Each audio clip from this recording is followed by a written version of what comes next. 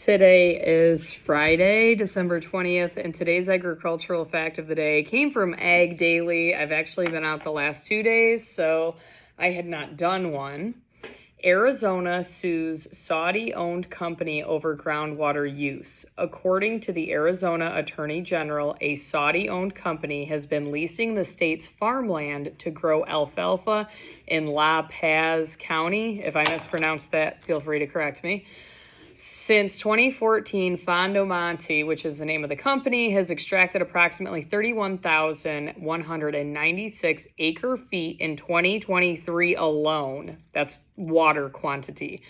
To grow alfalfa for export to Saudi Arabia. For comparison, 1 acre-foot can supply water to 3 single-family homes for an entire year. The state is seeking a court order to declare Fondomonte's activities a public nuisance and require the establishment of an abatement fund. After Saudi Arabia dried up its own aquifers, the company purchased 10,000 acres near Vicksburg, Arizona, and an additional 2,000 acres in Blythe, California.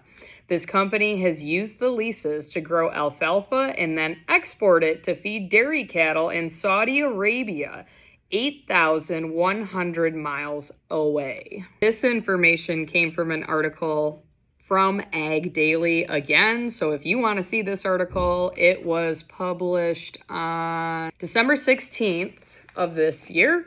And this was fascinating to me, and I'm sure that many people are not aware of this, and this is yet another thing. If you're not seeking this information or checking in on these agricultural news sources on a daily basis, you may be completely unaware of this. Because they destroyed their own aquifers or water supply, because obviously, depending on the area of the world, we are very fortunate in the Northeast where we don't have to worry as much about water. We get pretty standard rainfall yearly. Not the case in other parts of the country. And in this article, it also stated how much alfalfa they grow. Arizona's alfalfa yields are some of the highest in the world. The state produces an average of 8.3 tons of alfalfa per acre compared to the national average of 3.2 tons. State 48's climate means they can produce 8 to 10 cuttings per year, but while Arizona has plenty of sunshine days, generally around 300,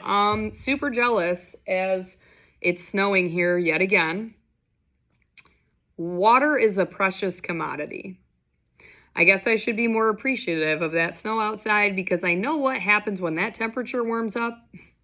It gets real muddy, but at least we have water. All right, and that's it for today's agricultural fact of the day. It's the last day before Christmas break, and if I mispronounced the name of that county, I do apologize. I am a Northeasterner and have never traveled west or south. Really, I've been to Florida once. I go to Indianapolis every year for FFA convention, but aside from that, I've never really traveled.